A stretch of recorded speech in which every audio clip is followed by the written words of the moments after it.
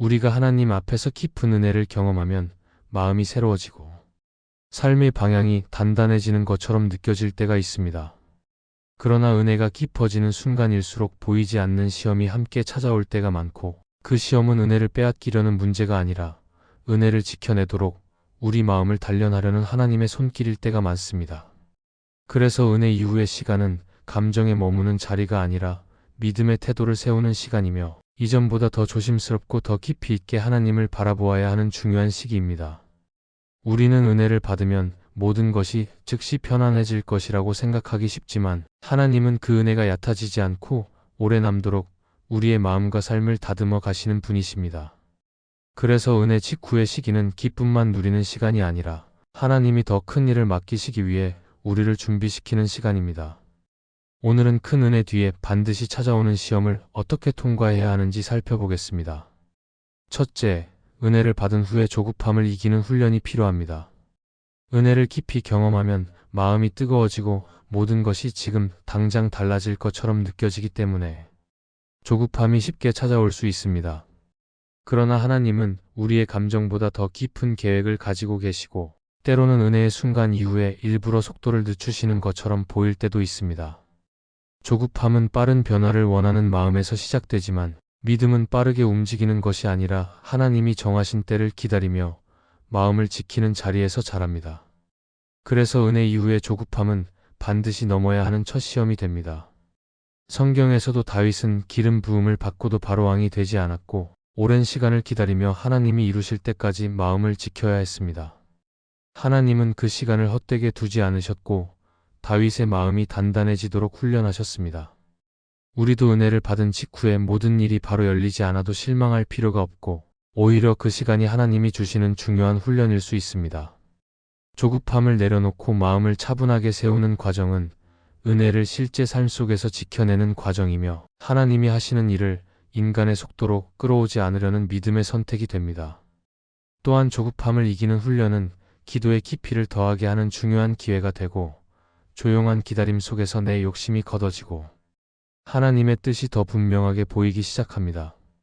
하나님은 우리가 스스로 만든 속도에 따라 움직이시는 분이 아니며, 조용한 기다림의 순간에 우리의 시선과 중심을 다시 정리하실 수 있습니다.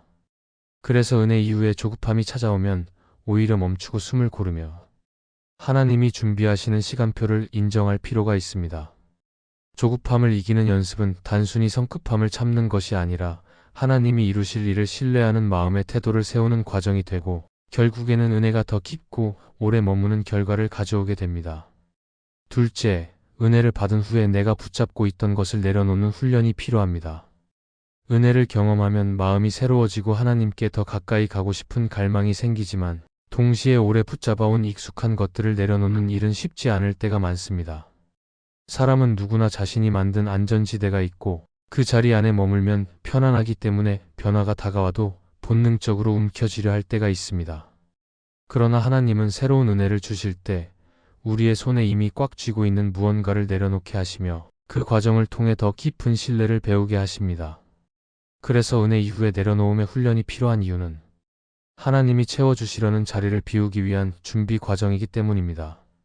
성경에서 아브라함은 익숙한 본토와 친척을 떠나라는 하나님 말씀 앞에서 머뭇거리거나 계산하지 않고 나아갔고, 그 내려놓음 속에서 하나님이 준비하신 약속이 드러났습니다. 하나님은 아브라함이 떠나는 순간에 모든 것을 보여주지 않으셨지만, 순종의 길을 걸을 때마다 한 걸음씩 채워주셨습니다.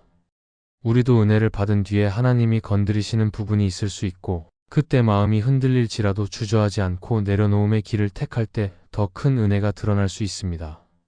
내려놓음은 단순히 포기하는 태도가 아니라 하나님이 더 좋은 길을 준비하셨다는 믿음에서 나오는 결단이며, 이 결단이 있을 때 마음은 더 가벼워지고 삶의 흐름도 새로워지기 시작합니다. 또한 내려놓음의 과정에서는 내 안에 감춰졌던 욕심과 불신이 드러날 수 있지만, 그 순간이야말로 하나님이 마음을 다듬는 은혜의 시간이 됩니다. 그래서 은혜 이후에 무엇을 붙잡고 있는지 스스로 진지하게 바라볼 필요가 있고, 하나님이 건드리시는 부분이 있다면 가능한 한 빨리 내려놓는 선택을 해야 합니다. 그 선택은 마음이 불편해지는 과정일 수 있지만, 결국에는 하나님의 은혜가 머무는 자리가 더 넓어지고 믿음이 더욱 깊어지는 열매로 이어질 것입니다. 셋째, 은혜를 받은 후에 성공과 칭찬의 유혹을 이기는 훈련이 필요합니다. 은혜를 경험하면 마음이 뜨거워지고 삶의 여러 부분에서 변화가 나타나기 때문에 주변의 시선이나 반응이 달라질 때가 있습니다. 그러면 자연스럽게 칭찬을 듣거나 인정받는 순간이 찾아올 수 있고, 그때 마음속 깊은 곳에서 미묘한 기대가 생기기도 합니다. 그러나 은혜 이후의 중요한 시험은 바로 이 순간에 찾아오는 성공과 칭찬의 유혹을 어떻게 다루느냐에 달려 있습니다. 하나님은 우리가 사람의 인정보다 하나님의 시선을 더 소중히 여기기를 바라시기 때문에 은혜 후에 이러한 유혹을 통과하도록 훈련하실 때가 있습니다. 마음이 칭찬에 기울어지면 은혜를 붙잡아야 할 이유를 잊어버릴 수 있고, 성공이 계속되면 스스로 잘해서 된 것처럼 착각하게 되어 겸손이 흐려질 때도 있습니다. 성경에서 삼손은 능력을 주시는 분이 하나님이심을 잊었을 때 힘을 잃었고, 느부갓네살은 자신의 영광을 지나치게 의지했을 때 마음이 무너졌습니다. 이런 모습은 단순한 실수가 아니라 마음이 어디를 향하고 있는지를 보여주는 신호이고, 그래서 은혜를 받은 뒤에는 더욱 조심스럽게 마음을 살펴야 합니다.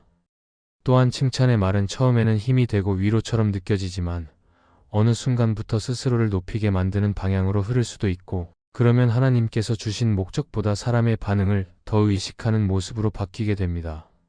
그래서 하나님은 은혜 이후에 우리 마음이 흔들리지 않도록 낮아짐을 배우게 하시고, 작은 일에서도 감사와 겸손을 선택하도록 이끄십니다.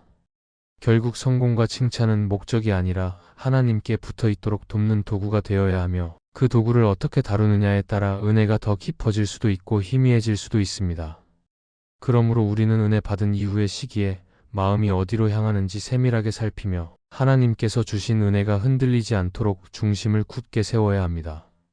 이 말씀이 마음의 은혜가 되셨다면 좋아요와 구독으로 함께 해주시기 바랍니다. 또한 댓글에 아멘이라고 남겨주시면 이 말씀이 더 많은 사람들에게 전해질 것입니다. 여러분의 삶에 하나님의 평안과 축복이 늘 가득하시기를 바랍니다. 감사합니다.